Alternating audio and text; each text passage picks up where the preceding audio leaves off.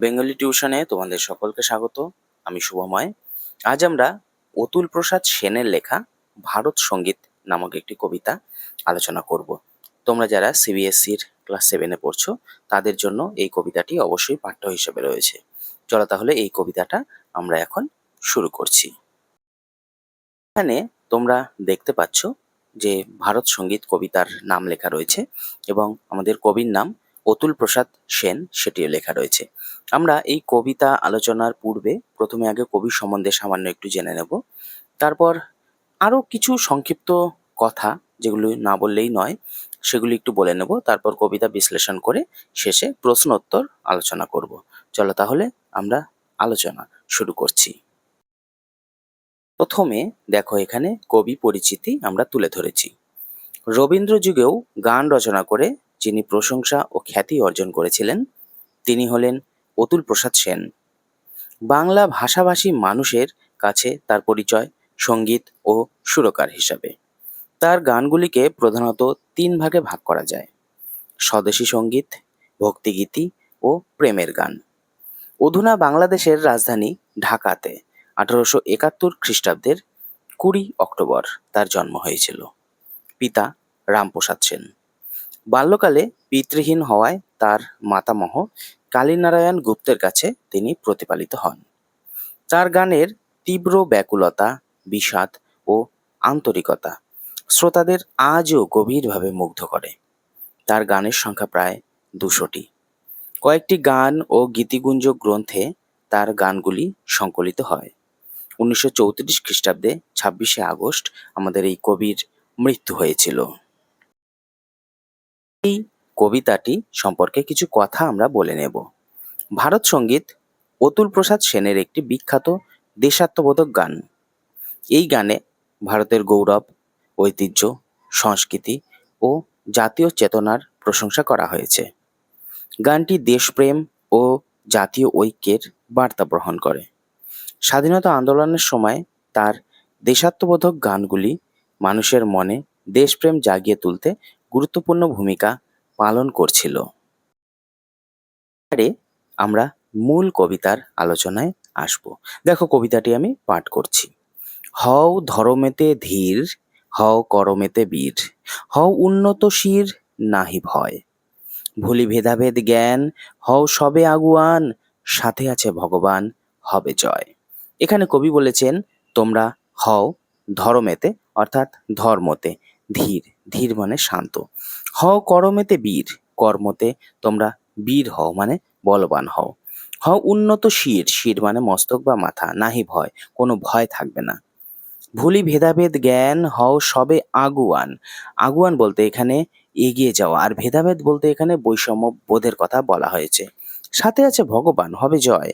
সবকিছু ভেদাভেদ ভুলে তোমরা এগিয়ে চলো না, সাথে তো ভগবান আছেই, জয় আমাদের হবেই। নানা ভাষা, নানা মত, নানা পরিধান, বিবিধের মাঝে দেখো মিলন মহান, দেখিয়া ভারতে মহাজাতির উত্থান, জগজন মানিবে বিস্ময়, জগজন মানিবে বিস্ময়। এই লাইনটি প্রবাদ বাক্য হিসাবে ভীষণ ব্যবহৃত হয়। আমাদের ভারতবর্ষে নানা ভাষা, নানা মতাদর্শের লোক, নানা পোশাক পরিচ্ছদ যে পরিধান করে সে সমস্ত লোকেরা একসাথে বাস করে, কিন্তু তবুও এত যে বৈচিত্র্য, এই বিবিধের মাঝে দেখা যায় একটি মিলন। আমরা সকলেই ভারতবাসী, আমরা সকলে একসাথে থাকতে ভালোবাসি। এই জন্যই বলছে বিবিধের মাঝে দেখো মিলন মহান, দেখিয়া ভারতে মহাজাতির উত্থান। এখানে উত্থান বলতে উদয়ের কথা বলা হয়েছে, মানে কোনো কিছুর একটি সূর্য উদয় যেমন হয় সেমনি মহাজাতির উত্থান হয় ভারতে। জগজন মানিবে বিস্ময়, জগজন বলতে এখানে পৃথিবীর মানুষের কথা বলা হয়েছে, জগজন মানিবে বিস্ময় মানে মানবে। ৩৩ কোটি মোরা, নাহি কবু ক্ষীণ, হতে পারি দিন, তবু নাহি মোরাহীন, ভারতে গগনে পুনঃ আসিবে সুদিন, ওই দেখো প্রভাত উদয়, ওই দেখো প্রভাত উদয়। এখানে আমরা যেই সময় কবি লিখেছিলেন এই কবিতাটা ৩৩ কোটি ছিল ভারতের জনসংখ্যা। এখন কত হয়েছে সেটা আমরা দেখব না, আমরা সেই সময়টি দেখব। ৩৩ কোটি মোরা মানে ভারতবর্ষে তখন ৩৩ কোটি জনতা। নাহি কবু ক্ষীণ, এখানে ক্ষীণ বলতে শীর্ণর কথা বলা হয়েছে। ৩৩ কোটি আমরা, কিন্তু কেউ কারো থেকে কোনো কম নয়। হতে পারি দীন, আমরা হতে পারি দরিদ্র, দিন মানে দরিদ্র, তবু নাহি মোরা হীন, আমরা কিন্তু নিচু নয়। ভারতে গগনে পুনঃ আসিবে সুদিন, অর্থাৎ ভারতের আকাশে বাতাসে আবার সেই সুদিন আসবে। সুদিন মানে সুসময়। ওই দেখো প্রভাত উদয়, মানে নতুন সূর্যের আগমন। ওই দেখো প্রভাত উদয়। ন্যায় বিরাজিত যাদের করে, বিঘ্ন পরাজিত তাদের স্বরে। সাম্য কবু নাহি স্বার্থে ডরে, সত্যের নাহি পরাজয়, সত্যের নাহি পরাজয়। ন্যায় বিরাজিত যাদের করে, এখানে ন্যায় বিরাজিত, বিরাজিত মানে অবস্থিত, করে মানে হাতে। তাহলে যাদের হাতে, এখানে ন্যায় বা মানে ন্যায় বলতে অন্যায় থেকে প্রতিবাদ যে করা, ন্যায় যাদের হাতে রয়েছে, বিঘ্ন পরাজিত, তাদের কেউ কখনো হারাতেই পারবে না। তাদের স্বরে, এখানে স্বর বলতে বাণ, তাদের বাণ রয়েছে, সেই বাণকে কখনো কেউ পরাজিত করতে পারবে না। সাম্য কবু নাহি স্বার্থে ডরে, তার মানে আমরা যে সমতা, সেই সমতা কখনো ভয় পায় না স্বার্থে। সত্যের নাহি পরাজয়, সত্যের নাহি পরাজয়, কবি বিশ্বাস করেছেন সত্য কখনো পরাজিত হয় না। আমরা এবার কবিতার সারমর্ম দেখে নেব। কবি ভারতবাসীকে ডেকে বলেছেন, তোমরা ধর্মে মতি স্থির করো, বীরের মতো কর্ম করো, মাথা উঁচু করে চলো, উচ্চ নিচের পার্থক্য ভুলে অগ্রসর হও, ঈশ্বর সহায় আছেন, জয় তোমাদের হবেই। ভারতের বহু ভাষাভাষীর মধ্যে যে ঐক্য আছে তা বুঝতে চেষ্টা করো। ভারতে এক বিরাট জাতির জাগরণ ঘটবে, তা দেখে জগতের লোক বিস্মিত হবে। আত্মমরা দরিদ্র হলেও হীন নই, মানে আমরা আমরা এটা মরা হলেও মানে দরিদ্র হলেও আমরা কিন্তু হীন নই।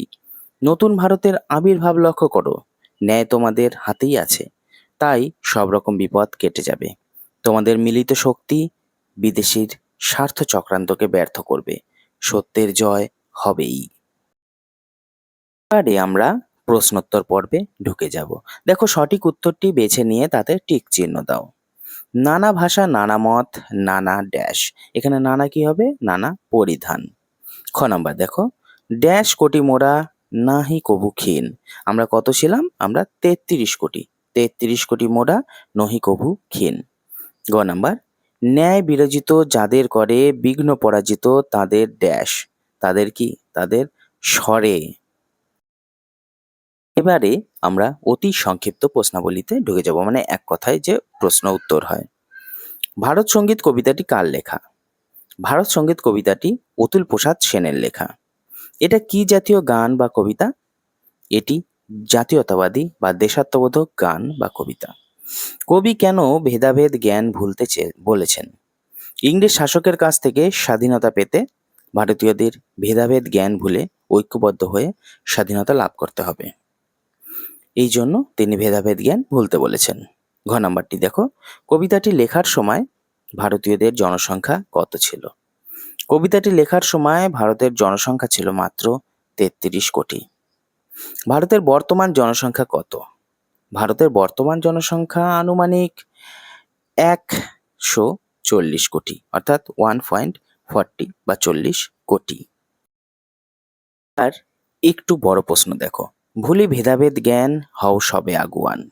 আলোচ্য পংক্তিটি কার লেখা, কোন কবিতা থেকে নেওয়া হয়েছে? আলোচ্য পংক্তিটি অতুল প্রসাদ সেনের লেখা ভারত সঙ্গীত কবিতা থেকে নেওয়া হয়েছে। খ নাম্বার, কবি কাদের ভেদাভেদ জ্ঞান ভুলতে বলেছেন? কবি ভারতবাসীদের ভেদাভেদ জ্ঞান ভুলতে বলেছেন। গ নাম্বার, কেন ভেদাভেদের জ্ঞান ভুলতে বলেছেন? কবি যখন এই কবিতাটি লিখেছিলেন তখন ভারতবর্ষ ছিল ইংরেজ শাসনাধীনে। সেই ইংরেজ শাসনাধীন ভারতবর্ষকে ইংরেজ শাসন থেকে মুক্ত করতে হবে, তাই ভারতবাসীদের ভেদাভেদ ভুলে একতাবদ্ধ হয়ে ইংরেজ অধীনতা থেকে ভারতবর্ষকে সম্পূর্ণ স্বাধীন করতে হবে। 2 নাম্বার দেখো, 33 কোটি মোরা নাহি কভু ক্ষীণ, হতে পারে দিন তবু নাহি মোরা হীন। ক নাম্বার, আমরা অর্থাৎ ভারতবাসীদের মানে ভারতবর্ষের জনসংখ্যা 33 কোটি কেন বলা হয়েছে? কবি অতুল প্রসাদের জীবৎকাল 1871 থেকে 1904 খ্রিস্টাব্দ। সে সময় ভারতে ইংরেজ শাসন চলছিল। সময়টা আজ থেকে 1.5 শতাধিক বছর আগে। সে সময় অবিভক্ত ভারতবর্ষের লোক সংখ্যার বর্তমানে 1.40 কোটি থেকে প্রায় 4.25 ভাগ কম ছিল। পরে প্রশ্ন দেখো, খ নাম্বার, ভারতে এত কিছু থাকলেও কেন দিন বলা হয়েছে? ইংরেজ শাসনে ভারতীয়দের স্বাধীনতা ছিল না। সামন্ততান্ত্রিক ব্যবস্থায় সাধারণ ভারতবাসীরা ছিল আর্থিকভাবে দুর্বল, কিন্তু মানসিকভাবে তারা ভারতকে উপনিবেশিকবাদ মুক্ত করতে চায়। তবে আর্থিকভাবে দীন হলেও তারা হীন বা দুর্বল ছিল না বা নয়। প্রথমে দেখো শব্দার্থ লেখো। উন্নত শির অর্থাৎ উঁচু মাথা, ভেদাভেদ অর্থাৎ বৈষম্য, পরিধান পোশাক, বিস্ময় অবাক, বিঘ্ন বাধা, উত্থান উপরে ওঠা, ন্যায় সঠিক, বিরাজিত প্রকাশিত। এবারে সন্ধি বিচ্ছেদ দেখো। ভেদাভেদ, ভেদ যোগ অভেদ, স্বার্থ, স যোগ অর্থ, উত্থান, উদ যোগ স্থান, উন্নত, উদ যোগ নত। এবারে তারপরে দেখো নিচে আছে সমার্থক শব্দ। শির মাথা, দিন দরিদ্র, ভগবান ঈশ্বর, প্রভাত প্রাতঃকাল। তারপরে ডান দিকে দেখো বিপরীতার্থক শব্দ।